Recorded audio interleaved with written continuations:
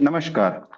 जीवन शैली के प्लेटफॉर्म के world spinal cord injury month celebration series में मैं आपका दोस्त और आज के कार्यक्रम का होस्ट मृणाल आप सभी का जीवन शैली की ओर से दिल की गहराई से आज के इस कार्यक्रम में बहुत बहुत स्वागत करता हूं। World spinal cord injury month के स्पेशल सीरीज के जरिए आप से ऐसे खास व्यक्तियों से मुलाकात करा रहे हैं जिन्होंने स्पाइनल कॉर्ड इंजरी होने के बावजूद जीवन में हार न मानकर अपने जीवन को एक नई दिशा दी है।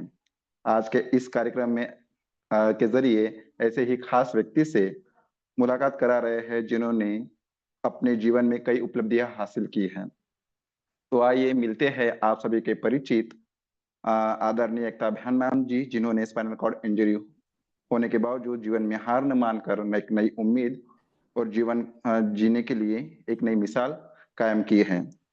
अ, इन्होंने शिक्षा क्षेत्र में कई उपलब्धियां हासिल की है। साथ ही एकता जी एक इंटरनेशनल पैरा एथलेटिक भी है। तो आइए जोरदार तालियों के साथ इनका स्वागत करते हैं हमारे आज के कार्यक्रम के विशेष अतिथि एकता भ्यान मैम का। नमस्कार Ekta ma'am. Thank you Mrinal, thank you for welcome. आपने अपना कीमती समय निकालकर इस कार्यक्रम में आप आए और अपना वक्त दिया दे रहे हैं, तो आपका बहुत बहुत मैं आभार व्यक्त करता हूँ और आपका इस कार्यक्रम में स्वागत करता हूँ। Thank you Mrinal, thank you so much. तो मैं मैम आपने स्पाइनल कॉर्ड इंजरी होने के बाद भी अपने अपना एजुकेशन करियर जारी रखा और इसमें आपने कई उपलब्धियां हासिल की हैं। तो हमारे दर्शकों का यही सवाल है कि आपने इन तमाम चुनौतियों और कठिन कठिन परिस्थितियों का सामना कैसे किया। तो हम एक विस्तार में आपसे इस बारे में जानना चाहेंगे। बिल्कुल मृणाल, मैं अपनी स्टोरी आप लोगों से साझा करूंगी। तो जैसे आपने कहा कि मैंने अपनी पढ़ाई कंटिन्यू किया, जारी नहीं रखी थी शुरू के 1-1.5 साल तक। तो क्योंकि क्वाड्रिप्लीजिक डिसेबिलिटी के बाद रिहैब में और एक एक्सेप्टेंस में बहुत समय लिया मैंने, और लगभग 9 महीने मैंने रिहैब में बिताए। और उसके बाद जब मैं अपने होम टाउन में आई हिसार में, तो फिर मैंने शिक्षा की तरफ थोड़ा ध्यान देना शुरू किया। और मैं बहुत ज्यादा श्योर नहीं थी उस समय कि मैं कितना पढ़ पाऊंगी या कितना एक्सेल कर पाऊंगी मेरी पढ़ाई में। बट लेकिन जैसे जैसे मैंने पढ़ना शुरू किया तो मुझे लगने लगा कि हाँ, ये तो मेरे इंटरेस्ट की चीज़ है जो बचपन से हमेशा से थी। और उस समय सिर्फ मैंने 12वीं पास की थी। एंड बहुत लंबे गोल्स नहीं सेट किए थे मैंने कि मैंने यही टारगेट अचीव करना है। It was something step by step. मैंने +2 किया था तो मैंने ग्रेजुएशन में एडमिशन लिया। उसके बाद मैंने सिर्फ 3rd ईयर तक के बारे में भी नहीं सोचा था। सिर्फ मैं सोचती थी अब थैंक गॉड मेरा फर्स्ट ईयर कंप्लीट हो गया, 2nd ईयर कंप्लीट हो गया। So it was a very short term goal based मेरी जर्नी जो थी। और जैसे जैसे मेरी पढ़ाई पूरी होती गई मुझे क्लैरिटी आती गई कि मुझे क्या करना है। और somewhere inside my mind it was very sure कि I have to be financially independent, क्योंकि आर्थिक आत्मनिर्भरता बहुत जरूरी है। तो मैं जितने भी नए या पुराने हमारे स्पाइनल कॉर्ड इंजर्ड पर्सन हैं उन सबसे अनुरोध करना चाहूंगी कि जो भी आपके पास रिसोर्सेज हैं तो उसमें आप अपनी पढ़ाई कंटिन्यू करने का और आत्मनिर्भर बनने का प्रयास जरूर करें। आज मैं पैरा एथलीट हूँ, बट उस कठिन घड़ी में जब मेरा एक्सीडेंट हुआ था उस समय जो मेरी आशा की किरण थी वो शिक्षा थी। तो बिकॉज ऑफ माई एजुकेशन मैं अपना जॉब ले पाई और मैं अपना पैरा स्पोर्ट्स कंटिन्यू मतलब स्टार्ट कर पाई। तो मैं यही जानना चाहूंगा कि जैसे कि आपने अपना एजुकेशन करियर शुरू किया, जैसे कि आपने बताया कि 9 महीने मंथ आपने रिहाब लेके फिर बाद में आपने कंटिन्यू अपनी पढ़ाई को जारी रखा।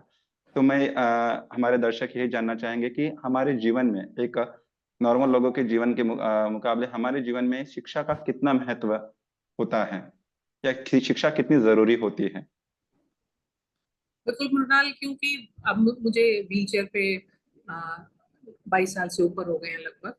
तो मैं बहुत कॉन्फिडेंटली कह सकती हूँ कि शिक्षा एक सबसे आसान माध्यम है हम जैसे लोगों के लिए, पर्सन विद डिसेबिलिटीज के लिए। क्योंकि अब भी हमारे कंट्री में इंफ्रास्ट्रक्चर की कमी है, या जो डिपेंडेंस है हमारी डिसेबिलिटी की वजह से तो हम उतनी एजुकेशन परस्यू नहीं कर मतलब उतनी और चीज़ एक्सप्लोर नहीं कर सकते। But education is something that we can continue. अभी तो इंटरनेट पे बहुत इंफॉर्मेशन है, बहुत कोर्सेज अवेलेबल हैं, बहुत एम्प्लॉयमेंट अपॉर्चुनिटीज अवेलेबल हैं। तो मेरा तो एक्सपीरियंस है कि education is the easiest way to get अच्छा। एम्प्लॉयमेंट। हम्म। क्योंकि हमारा दिमाग तो काम करता है, हम आई थिंक पैरों से डिसेबल्ड है या किसी अलग अंग से डिसेबल्ड है, लेकिन हमारा दिमाग काम करता है। हाँ, दिमाग तो काम करता है। इसके अलावा ये बात भी है कि कुछ जो सरकार ने हमारे लिए नीतियां बनाई हैं, जैसे हम्म। रिजर्वेशन की एक पॉलिसी है हायर एजुकेशन हाँ में, हाँ हाँ। 5% रिजर्वेशन है या नौकरियों में है। तो ये देखने में आया है कि वो पोस्ट वेकेंट रह जाती है, वो सीट्स खाली रह जाती है, क्योंकि हम हायर एजुकेशन तक अपनी पढ़ाई नहीं कर पाते। और वो डिफिकल्ट भी है, हमारी डिपेंडेंस रहती है दूसरे लोगों पर एजुकेशन कंप्लीट करने के लिए, या ट्रांसपोर्टेशन एक्सेसिबल नहीं है। बट स्टिल अगर हम थोड़े से प्रयास करें और हायर एजुकेशन तक जाएं, तो एक बहुत रेप्यूटेड जॉब हम अटेन कर सकते हैं। हाँ, क्योंकि आपका एजुकेशन करियर भी बहुत मतलब बहुत ब्राइट रहा। जैसे कि आपने पोस्ट ग्रेजुएट किया है इन इंग्लिश में, बैचलर डिग्री भी लिए है और selected as English PhD in Haryana government में। और आपने क्लियर सिविल सर्विस में की भी एग्जाम क्लियर की है।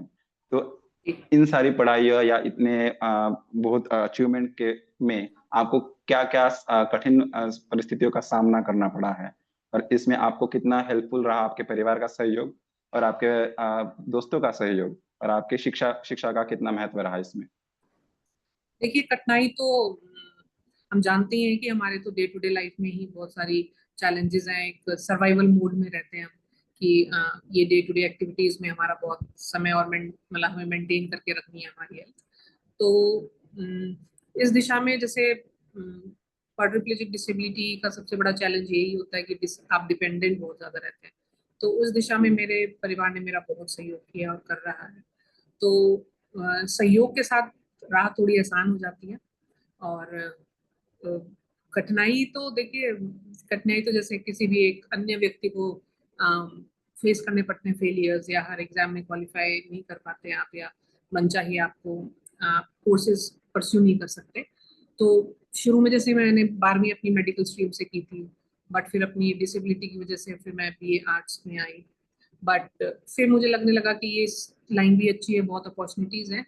और मैंने बहुत से एग्जाम्स दिए, बहुत पेपरों में मैं बैठी अपीयर हुई, और फेलियर्स भी बहुत फेस किए। बट एक अंदर से वो था कॉन्फिडेंस लेवल की, डिसअपॉइंटमेंट नहीं हुई किसी भी फेलियर से।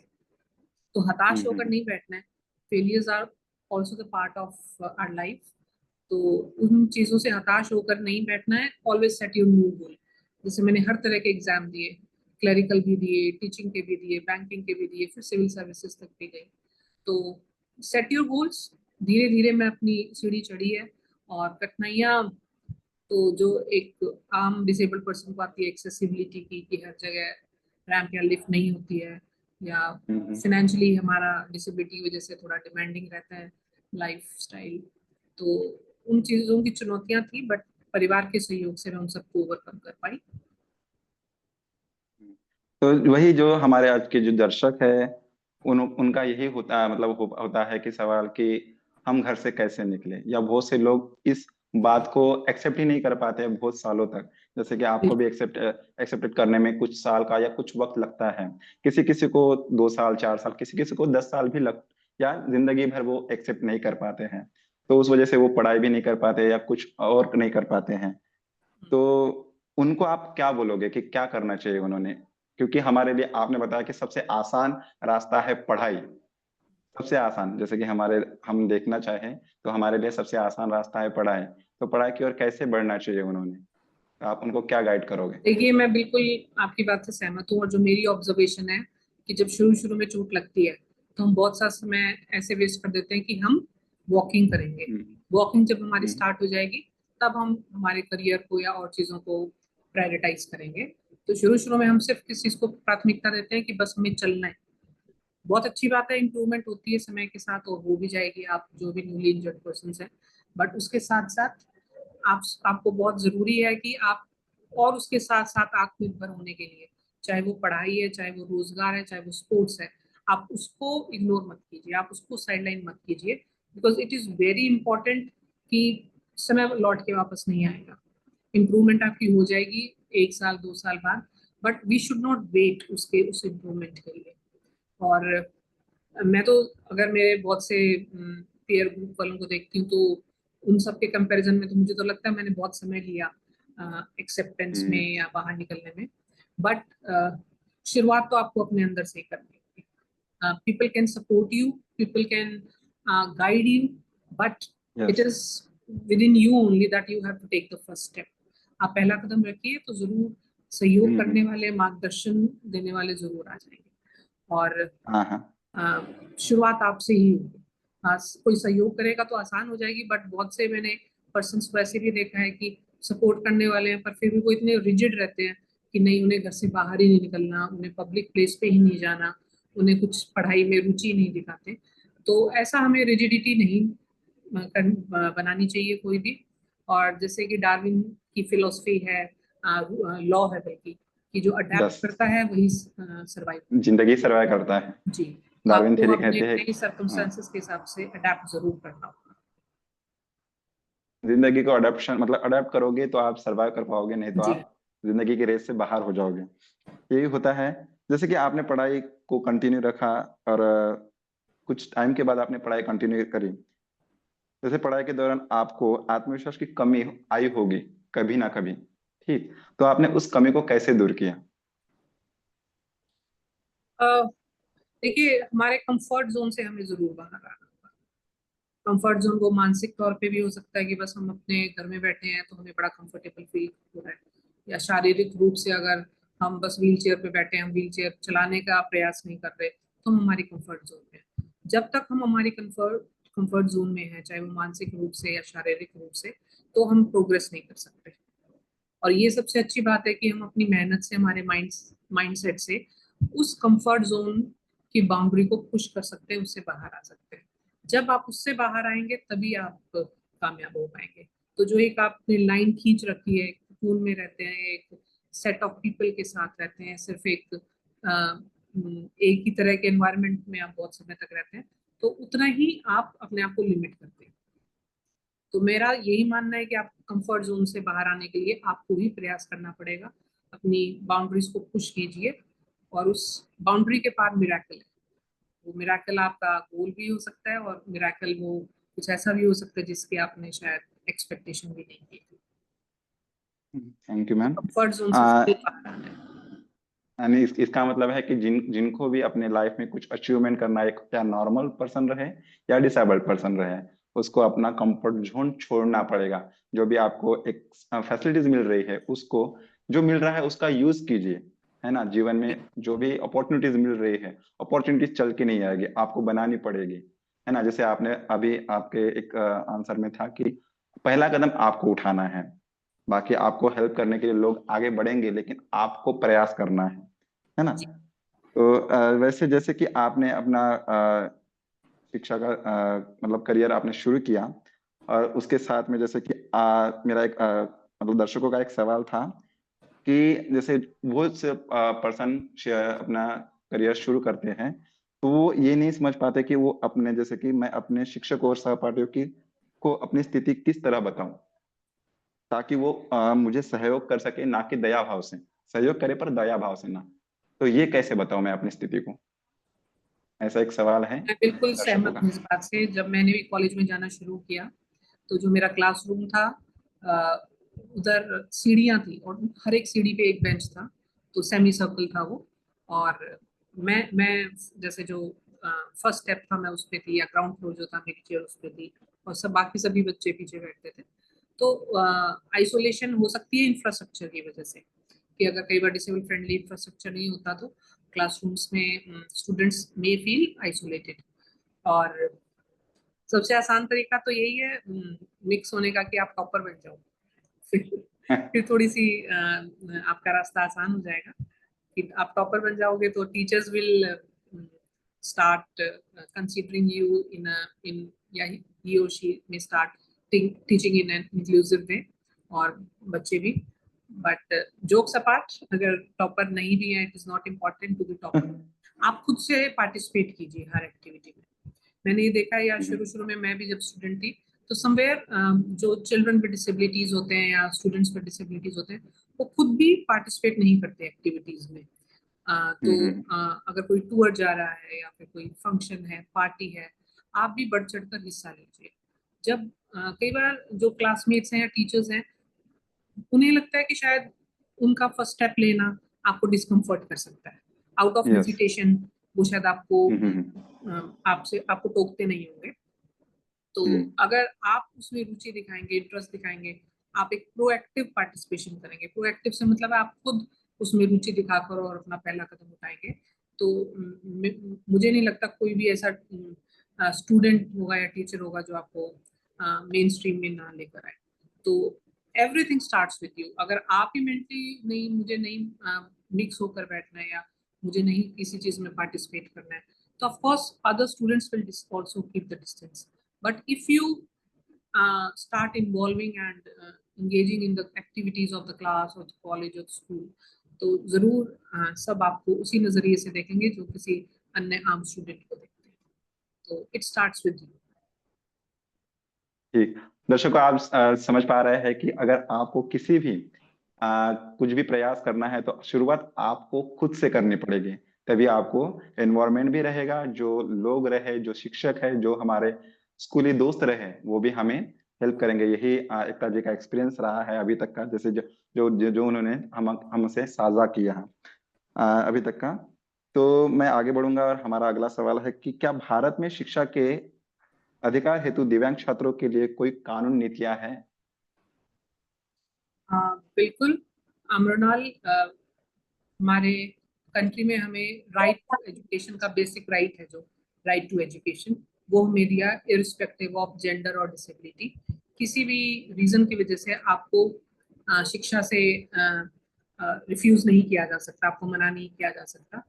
बट ये बहुत डिसअपॉइंटिंग भी है कि मैंने बहुत बार देखा है कि जिन स्टूडेंट्स को डिसेबिलिटी है, उनको normal schools, main stream schools जो हैं, वो उनको एडमिशन्स नहीं देते।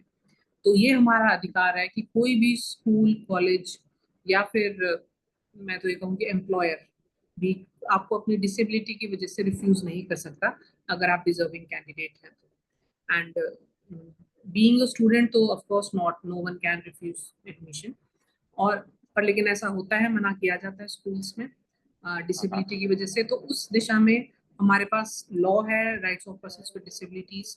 उसमें हमारे डिसेबिलिटी कमिश्नर्स हैं, उनको अप्रोच किया जा सकता है, या फिर हमारी कोर्ट है जो, उन तक भी हमें न्याय मिल सकता है।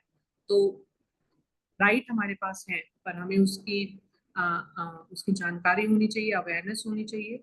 और सिर्फ इतना ही नहीं, आरपीडब्ल्यूडी एक्ट तो ये भी कहता है कि एक्सेसिबिलिटी भी हो हर वो पब्लिक जरूर। प्लेस पे, एजुकेशन इंस्टीट्यूट पे। और एक रीजनेबल एकोमोडेशन हो।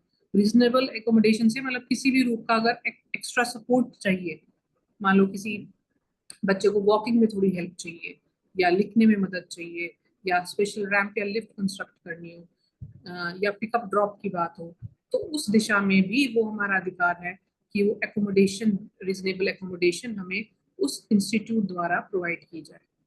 तो इन सब की हमें जानकारी होनी चाहिए। और कुछ हैं ऐसे स्कूल्स जो विजुअली इम्पेयर्ड के लिए हैं, या हियरिंग इम्पेयर्ड के लिए हैं। पर ऑर्थोपेडिक डिसेबिलिटी का तो कोई भी ऐसे डिफरेंट स्कूल नहीं होता, स्टिल उनको मना किया जाता है एडमिशन से। और ये हमें इस चीज़ के लिए और अवेयरनेस लेके आनी होगी।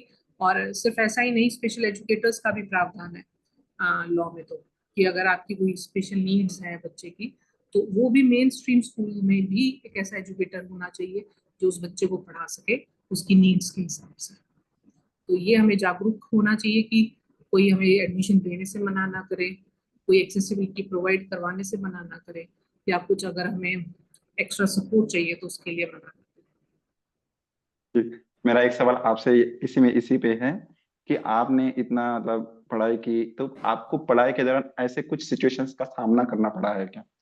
कि आपको कभी एडमिशन्स के लिए बोलिए या कहीं आ, इसमें आपको कभी चुनौती का सामना करना पड़ा कि आपको मना किया कि आपको एडमिशन्स नहीं मिल सकती है? इस हाँ कॉलेजेस देखिए, में? जब मुझे डिसेबिलिटी हुई तब तक मेरी 12वीं तो हो गई थी, पर लेकिन ये हाँ। चैलेंज स्कूल्स में ज्यादा है। जो मुझे देखने में आया, जो मेरे शहर में या मेरे आसपास के मैंने जो बच्चे हैं जो डिसेबल्ड हैं, वो अपनी शिक्षा घर पर बैठकर पूरी कर रहे हैं, क्योंकि स्कूल्स उन्हें एडमिशन नहीं दे पाते, ऐसा इंफ्रास्ट्रक्चर फ्रेंडली नहीं है कि वो वहां तक जा पाए। चाहे वो ट्रांसपोर्टेशन की बात हो, चाहे वो स्कूल क्लास में थोड़े एक्स्ट्रा सपोर्ट की बात हो। तो मेरी स्कूलिंग तो कंप्लीट हो गई थी, और कॉलेज में एवरीथिंग वाज एक्सेसिबल। मेरे टीचर्स बहुत कोऑपरेट किया, उन्होंने स्पेशल अरेंजमेंट किए ग्राउंड फ्लोर पे क्लास अरेंज करने के। बट हाँ, मैं जब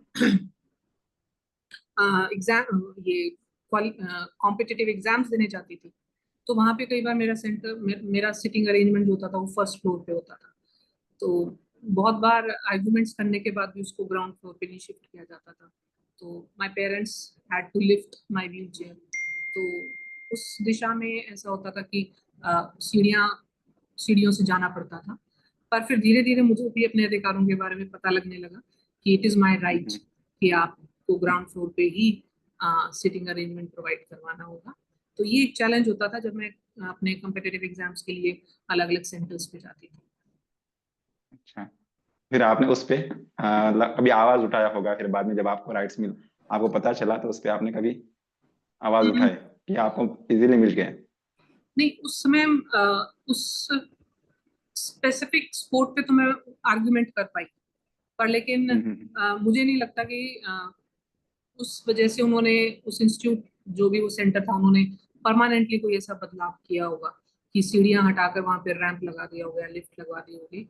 but now I make sure कि वो ऐसा करें। अब मैं जब भी स्कूल में जाती हूँ, किसी कॉलेज में जाती हूँ, तो स्कूल्स कॉलेजेस में most of the buildings are having ramps, क्योंकि वो लॉ भी कहता है, और इसके साथ साथ लोगों में थोड़ी सी अवेयरनेस भी बढ़ रही है। अवेयरनेस आ रही है। जी।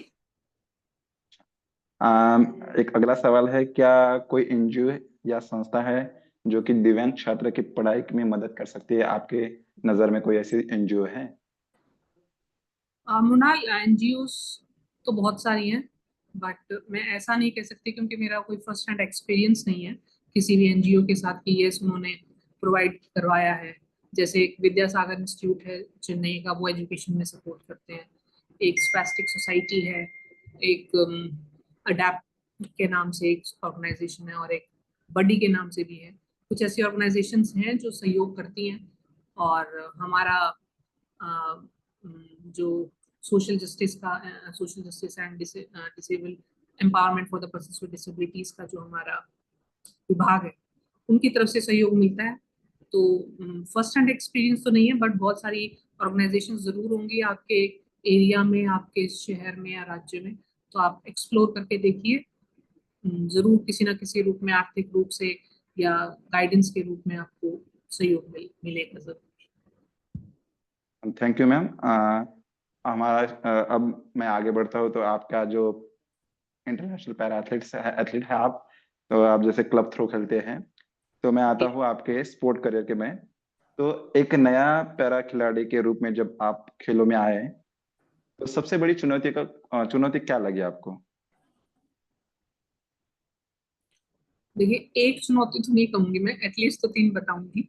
तीन तो जरूरी वो तो बताऊंगी। है, विस्तार विस्तार में बताइए, डीपली बताइए, मैं तो ये चाहूंगा, देखिए, सबसे और हमारे दर्शक भी इम्पोर्टेंट है चाहेंगे। हाँ। थोड़ा आपको फिनेंशियली साउंड होना, क्योंकि पर्सन विद डिसेबिलिटी होने की वजह से आप कहीं भी जाएंगे तो आप अकेले ट्रैवल नहीं करेंगे। आपके हम्म। साथ एक या दो पर्सन जाएंगे तो आपको उनके ट्रैवल एक्सपेंसेस बेयर करने होंगे। इसके साथ साथ जब हम खेलना शुरू करते हैं तो हमारी जो सबसे इम्पोर्टेंट काम होता है क्लासिफिकेशन, आप कौन सी क्लास कैटेगरी से बिलोंग करते हैं। तो उसके लिए आपको विदेश जाना होता है। फॉर्चुनेटली अब इस साल से हमारी कंट्री में भी स्टार्ट हो गई है classification. Otherwise we have to travel in foreign country to get classified. So financially sound होना चाहिए। और मुझे ये कहने की जरूरत नहीं है कि परिवार का सहयोग होना चाहिए जो आपके साथ ऑन फील्ड ऑफ फील्ड हमेशा रहे। ग्राउंड में भी आपको चेयर पे बैठोगे, थ्रोइंग चेयर का एक फ्रेम होता है, उसमें आपको मदद चाहिए। आप क्लब को थ्रो करते हैं वो पकड़ाने के लिए चाहिए। आपको ट्रैवल के टाइम चाहिए। तो ये भी एक चुनौती है। और तीसरा, हमारे देश में अभी वैसे अवेयरनेस बढ़ रही है और चीजें थोड़ी आ रही है मेन स्ट्रीम में, बट स्टिल पैरा की इतनी अंडरस्टैंडिंग नहीं है कि हमें कौन सा गेम स्टार्ट करना है, मैं कौन सी कैटेगरी से बिलोंग करता हूँ, या हम्म, कौन कोचेज हैं ऐसे जो इस दिशा में मेरे को मेंटर कर सकते हैं या मेरे को कोचिंग दे सकते हैं।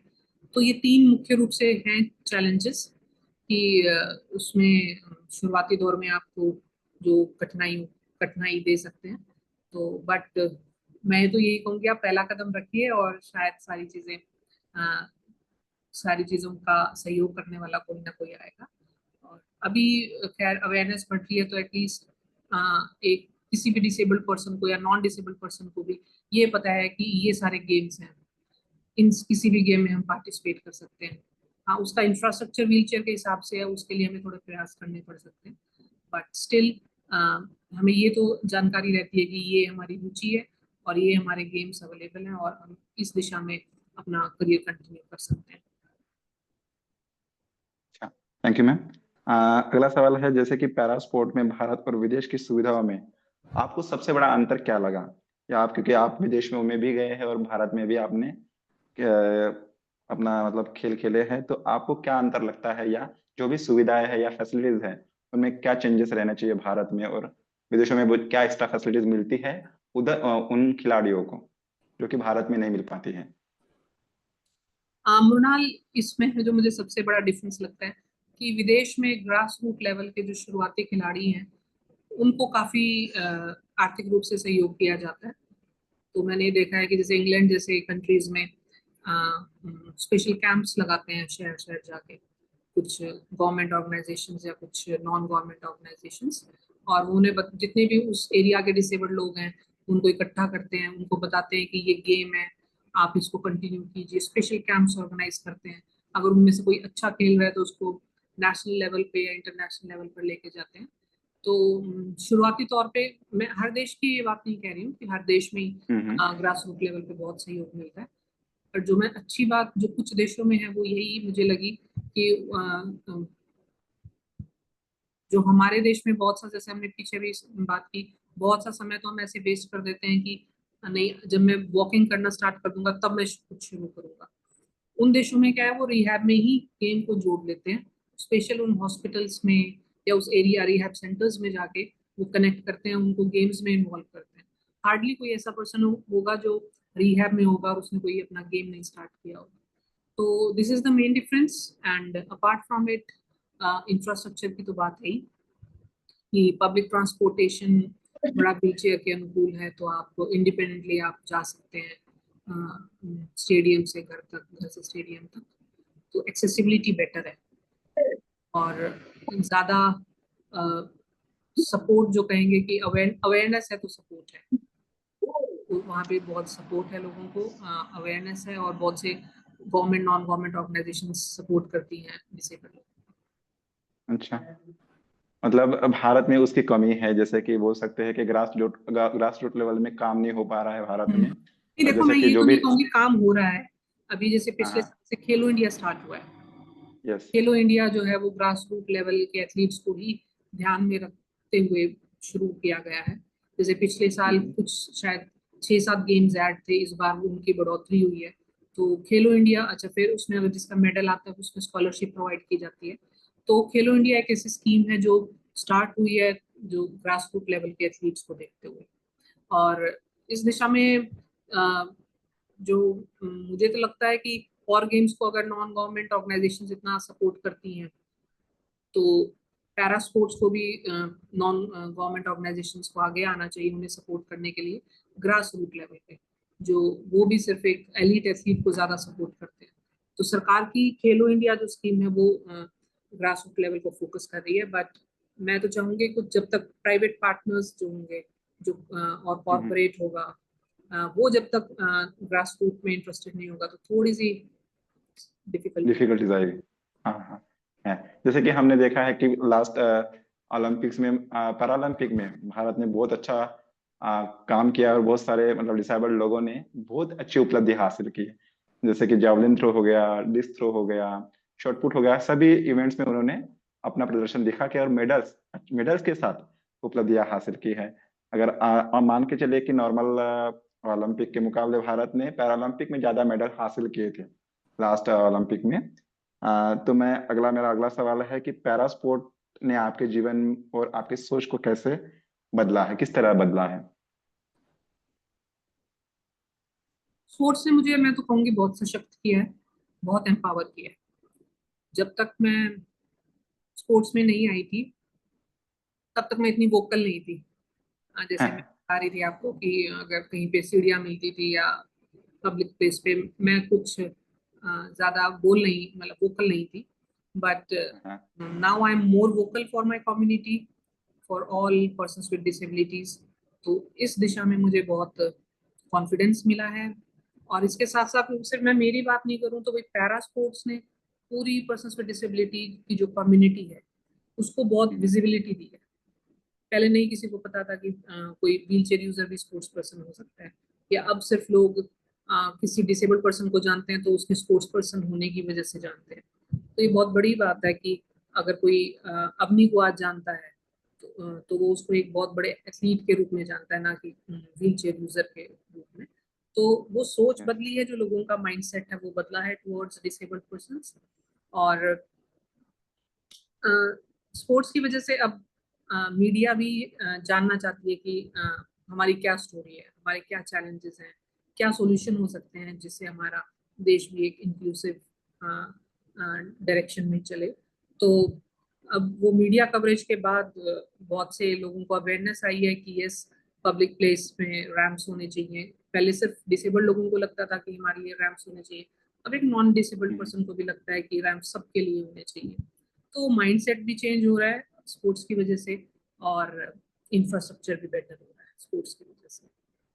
और धीरे स्पेशली धीरे जब मतलब हमारे आप ऑनरेबल प्राइम बोलिए। मिनिस्टर सर मिलते हैं तो it sends a strong message in the country yes ma'am. कि भाई। धीरे धीरे बदलाव हो रहा है, जो कि इंफ्रास्ट्रक्चर में भी बोलिए या डिसेबल्ड के तरफ देखने का लोगों का नजरिया बदल रहा है। बिल्कुल। मैं एक और सवाल है कि आने वाली युवा पीढ़ी के पैरा खिलाड़ियों के लिए आपका क्या संदेश रहेगा, देखिए जो भी डिसेबिलिटी, नया करियर करना चाहते हैं? हाँ, हाँ जी, ठीक। देखिए डिसेबिलिटी की वजह से आपका कोई भी करियर रुक नहीं सकता। अब तो मैं देखने में ये भी आता है, पहले नहीं सुनने में आता था कि कोई डिसेबल्ड है वो डॉक्टर है। अब तो बहुत से व्हील चेयर यूजर्स हैं जो डॉक्टर्स हैं। तो अगर डॉक्टर जैसा प्रोफेशन भी डिसेबल्ड लोगों के लिए है तो कोई ऐसा प्रोफेशन नहीं बचा कि जिसमें हम एक्सेल नहीं कर सकते या उसका हिस्सा नहीं बन सकते। तो आप ये भूल जाइए कि disability can be A barrier, वो कोई बाधा है आपके जीवन में आपको गोल प्राप्त करने के लिए। It just between you and your goal कि आप कितनी मेहनत लगाते हैं।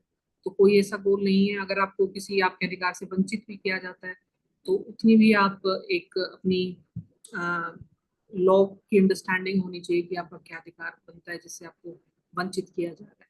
तो this awareness brings a power to you. और नेवर थिंक कि आपकी आपकी डिसेबिलिटी कोई भी बाधा है, जो भी आप करना चाहते हैं, चाहे वो स्पोर्ट्स में है, चाहे वो एजुकेशन में है, चाहे वो एम्प्लॉयमेंट में है, चाहे वो कोई भी बिजनेस आपने स्टार्ट करना है। बहुत से सक्सेसफुल एग्जाम्पल्स हैं हमारे पास जो इतनी सीवियर इम्पेयरमेंट में बहुत अच्छा कर रहे हैं।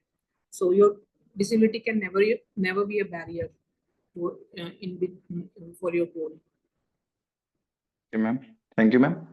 एक सॉरी मैम, मैं एक शिक्षा मतलब आपके शिक्षा क्षेत्र के बारे में एक और सवाल आया है कि जैसे कि स्पाइनल कॉर्ड इंजरी पर्सन के लिए बेस्ट प्रोफेशनल फील्ड कौन सी रहेगी, या किस तरह की जिसमें भी प्रोफेशनल आपकी फील्ड रहनी चाहिए? रुचि है, जो हाँ, भी आपका इंटरेस्ट है, वही आपके लिए बेस्ट है। पर अच्छा, मैं ये कहूंगी कि मतलब मतलब अ, हम अपने आप को लिमिट कर लेते हैं मानसिक रूप से कि शायद ये मेरे लिए नहीं है इतनी डिसेबिलिटी में। But you never know your powers, but you never know your potential जब तक आप उसमें उतरते नहीं है। तो मैं तो कहूँगी कोई फील्ड नहीं डिसाइड करे कि हम उसमें उसका हिस्सा बन सकते हैं नहीं, वो हम चूज करें कि हम उसका हिस्सा बनना चाहते हैं नहीं चाहते। तो कोई भी ऐसी एक स्ट्रीम नहीं है कि वो पर्सन विद डिसेबिलिटीज के लिए अच्छी है। It depends on you and your choice, your interest, and it is up to you to choose. ये इतना अपने आप को आपने सशक्त करना है कि आप अपनी रुचि के हिसाब से अपना करियर चुने, ना कि अपनी डिसेबिलिटी को ध्यान में रखते हुए कोई करियर चुने। तो ऐसा हाँ, कोई भी फील्ड नहीं है जिसमें आप डिसेबिलिटी की वजह से आप उसमें एक्सेल नहीं कर सकते। एक्सेल नहीं कर सकते करिए। और एक सवाल है कि ऐसे कौन से कोर्स ऐसे कर, क्योंकि लोगों के सवाल बहुत अलग अलग होते हैं, क्योंकि मन में बहुत दुविधाएं होती है, उलझने होती हैं। तो इस वजह से लोगों के सवाल, क्योंकि वो घर के, जब तक आप घर के बाहर नहीं निकलोगे आपके सवालों का जवाब आपको नहीं मिल पाएगा। मुझे तो ऐसा ही लगता है कि जब आप घर से बाहर निकलोगे सवाल आते रहेंगे और अपने आप आपको जवाब मिलते रहेगा। बिल्कुल, तो ऐसा ही हमें तो लगता है कि आज जो करियर अपॉर्चुनिटी है सिर्फ वही हमारे लिए पॉसिबल या सही है, उसको अटेन कर लेंगे, फिर आपको जरूर लगेगा कि आप इससे भी बड़ा बेहतर कुछ बेटर कर सकते हैं। तो स्टार्ट टेकिंग स्मॉल स्टेप्स और बड़ा भी अच्छा। अचीव कर पाएंगे। तो अभी जैसे कि आपकी जो मोबिलिटी है, अब मोबिलिटी पे आते हैं, क्योंकि आपकी मोबिलिटी एक सीमित दायरे में आपको मोबिलिटी करने की, जैसे कि आपकी जो जो ये है समस्या है उस वजह से। तो एक ऐसा ही सवाल है कि ऐसे कौन से कोर्सेस या करियर विकल्प है जो सीमित गतिशीलता वाले छात्रों के लिए उपयुक्त रहेंगे? रिपीट करना एक बार क्वेश्चन, मृणाल। आ, ऐसे कौन से कोर्स या करियर विकल्प है जो सीमित गतिशीलता वाले छात्रों के लिए उपयुक्त रहेंगे? सभी उपयुक्त हैं। हमें अपना हाँ, अपने आप को लिमिट नहीं करना हमारी डिसेबिलिटी की वजह से। अच्छा। मैं बिल्कुल सेम बात दोबारा कहूंगी, पर लेकिन इसके साथ मैं ये भी बताना चाहूंगी कि अगर आप स्टेप बाय स्टेप करें, कि शायद अगर आपको आज ये मुमकिन लग रहा है कि आपके लिए आत्मनिर्भर होना जरूरी है, तो सिर्फ ट्यूशन से सिर्फ घर में ट्यूशंस देकर भी आप एक अपनी डायरेक्शन को पा सकते हैं। तो ये बहुत जरूरी है कि आप छोटे कदम, पहला स्टेप लेना स्टार्ट करें, उसके बाद थोड़ी समय के साथ, एक्सपीरियंस के साथ, और कुछ जब हमारे हाथ में रिसोर्सेज होंगे उसके बाद, तो हमें बेटर क्लैरिटी आएगी थॉट्स की, करियर ऑप्शंस की। So do what ever you can do. जो मेन की तो मैं ये कहूंगी, do what ever you can do. जो आज आपके लिए पॉसिबल, आप एक बार वो कीजिए। जब आप वो करने लगेंगे, फिर आप अपना एक नया गोल निश्चित कीजिए। क्योंकि जैसे मैंने, अगर मैं मेरी बात करूं, तो मैंने पहले दिन ही नहीं सोच लिया था कि मैं सिविल सर्विसेज का एग्जाम हम्म, क्वालिफाई करूंगी। मैंने पहले सोचा अपनी पढ़ाई पूरी करूंगी, फिर मैंने कुछ समय तक ट्यूशंस भी दी बच्चों को, फिर मैंने क्लरिकल जॉब भी की।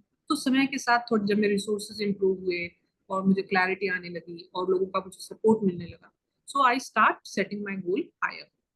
So there is no specific field which is good or bad for us. It is up to us that what we want to pursue. Yes ma'am. तो जैसे कि आपने जितने भी बात बोली है कि आपको खुद पहले प्रयास करना है, सभी का एक ही थॉट निकल के आ रहा है कि आपको पहला कदम खुद बढ़ाना है। आप कदम कदम बढ़ाते, जैसे जैसे कदम बढ़ाते जाएंगे वैसे वैसे आपके लिए रास्ते खुलते जाएंगे और आप अपने गोल्स को डिसाइड कर पाओगे, उतनी क्लैरिटी के साथ आप अपने गोल्स को डिसाइड कर पाओगे। तो मैं चाहूंगा कि हमारे दर्शकों के मतलब अभी जितने भी लोग जुड़े हैं, उनका कोई सवाल हो तो वो सीधा डायरेक्टली एक मैम से पूछ सकते हैं। बिल्कुल। तो प्लीज अगर कोई इंटरेस्टेड है तो राइज हैंड करके, फिर बाद में मैं आपका नाम इंट्रोड्यूस करता हूँ और फिर आप उनसे सवाल कीजिए।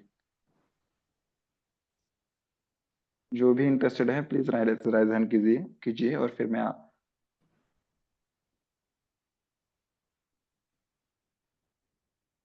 प्लीज कोई तो भी राइज हैंड कीजिए, क्योंकि आपके लिए ही एक स्पेशल हम सेशन चला रहे हैं, जो कि world spinal cord injury day के उपलक्ष्य में हम ये पूरा मंथ सेलिब्रेट कर रहे हैं।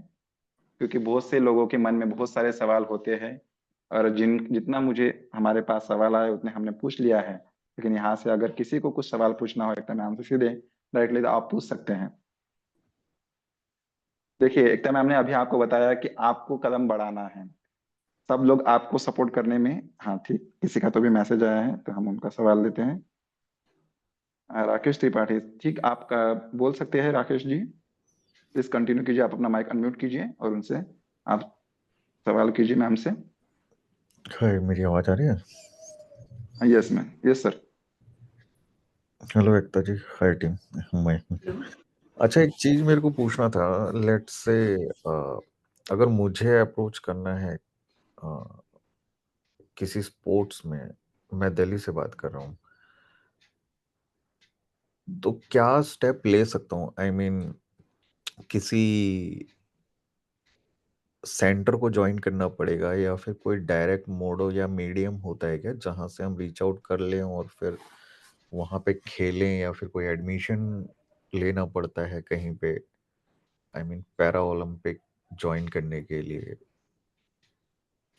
जी, तो ये एक बहुत क्वेश्चन लोगों को स्ट्राइक करता है। तो इसमें जो मैं मेरा पर्सनल एक्सपीरियंस शेयर करूंगी इसमें, क्योंकि समटाइम्स हम जो हमारा इंटरेस्ट होता है, we can't choose that thing. अब अगर मुझे स्विमिंग करनी है, मेरा स्विमिंग परस्यू करने का मन है, तो but it is not possible for me to start swimming because pools are not accessible in my city and they are not regulated by weather conditions. तो मैं स्विमिंग नहीं कर सकती, बेशक मेरा इंटरेस्ट भी है। For that you have to move to another city. अब मैं इस स्थिति में ऐसा समझती हूँ कि एक बार हमें शुरुआत करनी चाहिए, जैसे भी रिसोर्सेज हम हमारे पास है और हम उसको कर सकते हैं।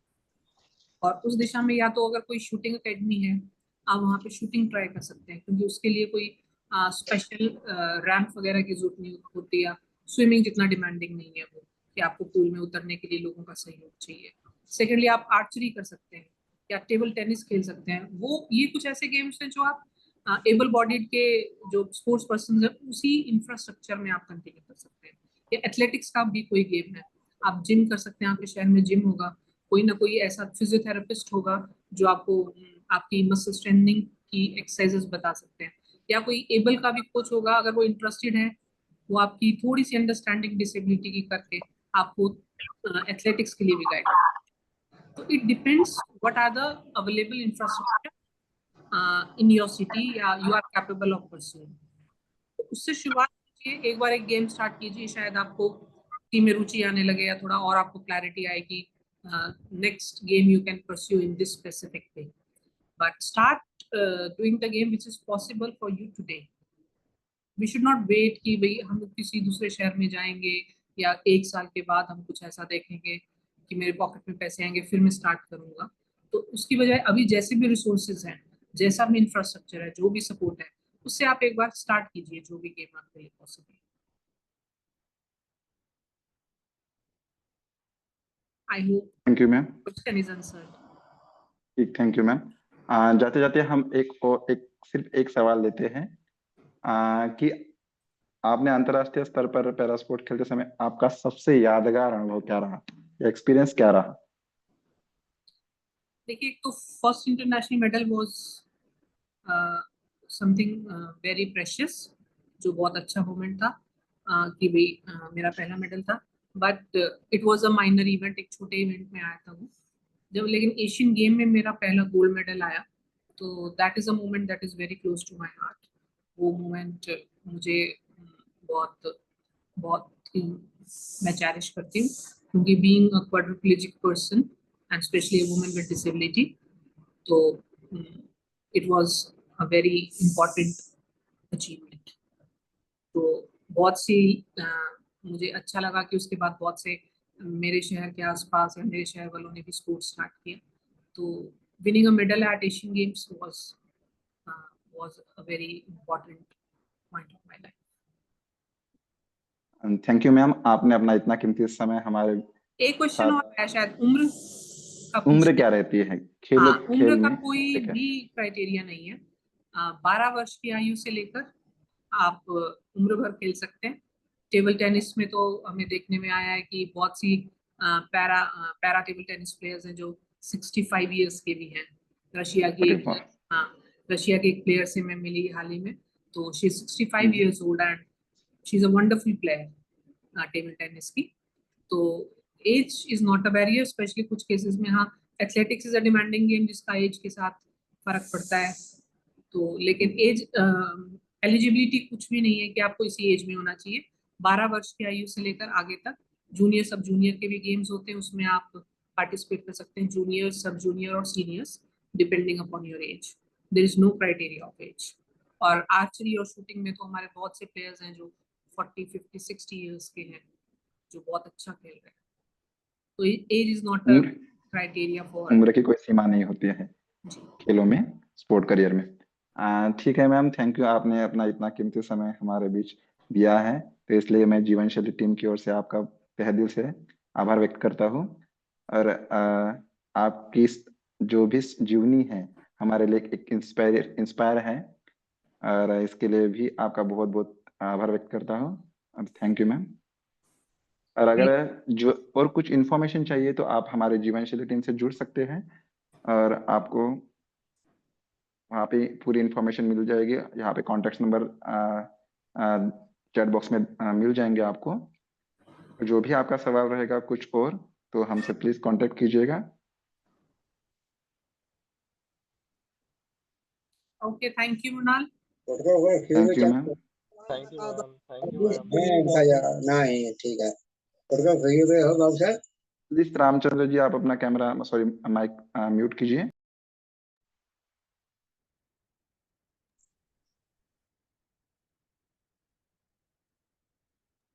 रिकॉर्डिंग स्टॉप कीजिए राहुल।